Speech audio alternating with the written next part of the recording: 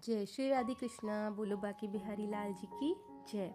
आज मैं आपको एक ऐसी अद्वितीय कथा सुनाने जा रही हूँ जिसे सुनकर आपकी आत्मा तक में भक्ति की लहर दौड़ जाएगी। इसलिए अंत तक जरूर सुनना, क्योंकि ये सिर्फ एक कथा नहीं है, भक्त और भगवान के अद्भुत अलौकिक प्रेम का साक्षात प्रमाण है। क्योंकि जिंदगी का कोई भरोसा नहीं है, कोई कब रुला दे, कौन सा पल आपको हंसा दे, मगर एक भरोसा है जो कभी नहीं टूटता, और वो है हमारे प्रिय ठाकुर जी। इंसान दुनिया में कितना भी रो ले, कितनी भी शिकायतें कर ले, पर सच्चा सहारा तो तभी मिलता है जब हम हमारे प्यारे कान्हा के चरणों में सिर रख देते हैं। क्योंकि दुनिया तो बस दिखावा करती है, हमदर्दी दिखाती है। असली दुलार तो वही देता है जिसका नाम है मोर मुकुट बंसी वाले, हमारे बिहारी जी। तो आज की कथा एक ऐसी महान भक्त की है जिन्होंने अपने जीवन को पूरा ठाकुर जी की सेवा में समर्पित कर दिया, जिनकी प्रेम में इतना सामर्थ्य था कि स्वयं बिहारी जी भी उनकी परिक्रमा देखने के लिए रोज आते थे। भक्तों का चरित्र सुनने से भक्ति बढ़ती है, विश्वास बढ़ता है और मन भी स्थिर हो जाता है। इसलिए आज सुनिए नथियाबाई जी का दिव्य जीवन। ब्रजभूमि का वह पावन समय था। सन 1900 के आसपास उमरावा गांव में, जो नंदगांव से 5 किलोमीटर की दूरी पर है, एक जाट परिवार में कन्या का जन्म हुआ जिसका नाम था नथिया।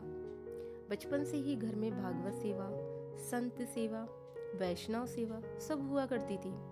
उसी वातावरण से उनके भीतर भक्ति का बीज अंकुरित हुआ। नन्हे नन्हे हाथों से सेवा करने में उन्हें इतना आनंद आता था जैसे जन्म ही सेवा के लिए हुआ हो। पर समय का खेल देखो, कम उम्र में ही माता पिता का देहांत हो गया। बड़े भाई ने पालन किया और बड़ी होकर उनका विवाह कर दिया गया।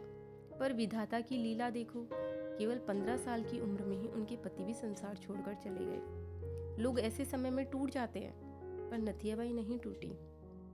वह समझ चुकी थी कि यह संसार तो कर्मों का खेल है, लेकिन भरोसा अगर किसी पर करना है तो बस बिहारी जी पर। ससुराल से वापस आई भाई के घर और फिर उसी संत सेवा में मन लगा लिया। भाई संपन्न था, धन की कोई कमी नहीं थी, इसलिए सेवा में कोई बाधा भी नहीं आई। पर धीरे धीरे उनके भीतर वैराग्य ऐसा बढ़ा कि उन्होंने साधु वेश लेने का निर्णय किया। नियति से ऐसा हुआ कि उसी समय बाबा राम रतन दास जी उमरावा आए और उन्हीं से नथिया जी ने दीक्षा ले ली। दीक्षा के बाद उन्होंने घर छोड़ दिया और केवल बिहारी जी का एक चित्र साथ लेकर वे सीधे वृंदावन चली आई। वृंदावन में यमुना गली में एक छोटा सा घर किराए पर लिया और वहीं से शुरू हुई नथियाबाई जी की दिव्य सेवा। प्रतिदिन सुबह 4 बजे उठकर 5 सेर गेहूं हाथ की चक्की से पीसती और नाम स्मरण करती। उसके बाद वृंदावन परिक्रमा करती, लौटकर संतों का भोजन बनाती और ऐसी अद्भुत बात, जो जैसा भोजन चाहता मैया वैसा ही खाना बना देती।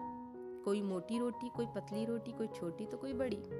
चूल्हे पर बैठकर घंटों तक रोटियां बनाती और स्वयं अपने हाथों से संतों को खिलाती। और सोचो, कभी थकान नहीं, कभी शिकायत नहीं, क्योंकि सच्चा प्रेम जब सेवा में बदलता है ना, तो शरीर थकता नहीं है, मन और ज़्यादा सेवा में लग जाता है। अनाज खत्म होने पर भी मैया कभी उदास नहीं हुई। वो कहती, ये सेवा मैं नहीं कर रही, ये तो बिहारी जी करवा रहे हैं।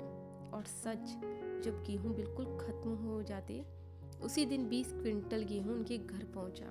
किसने भेजा, कैसे आया, किसी को आज तक नहीं पता।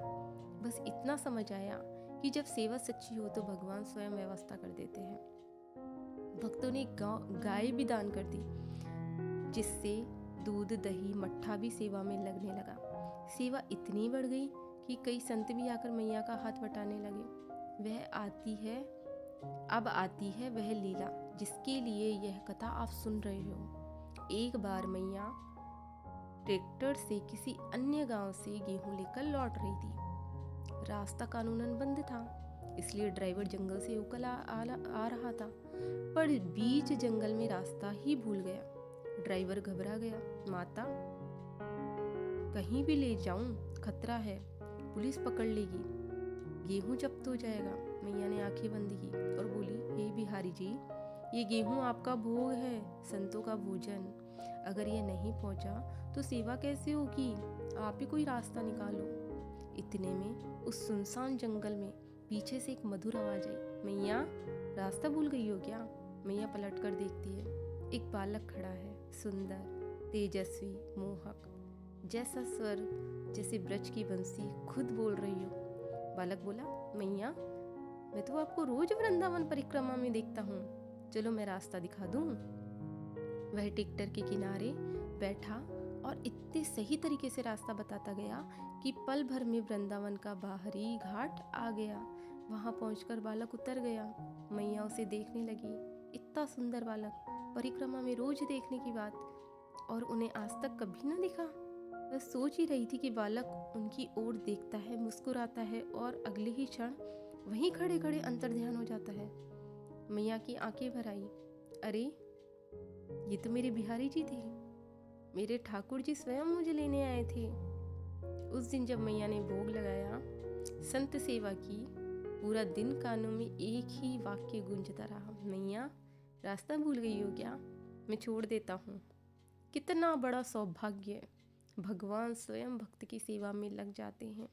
25 जनवरी 1981 को माता ने भोग लगाया, संतों को भोजन करवाया और राधे राधे बिहारी जी की जय बोलते हुए यमुना जी की रेती पर लेट गई और वहीं से भगवत धाम चली गई, बिना बीमारी, बिना कष्ट, जैसे कोई दीपक शांति से स्वयं बुझ जाए। माता ने राधा निकेतन आश्रम बनवाया था ताकि उनके बाद भी सेवा चलती रहे, और आज भी वहाँ वही सेवा चल रही है जैसे नथिया बाई जी हर दिन कर रही हो। बोलो भक्त और भगवान की जय, वृंदावन बिहारी लाल की जय।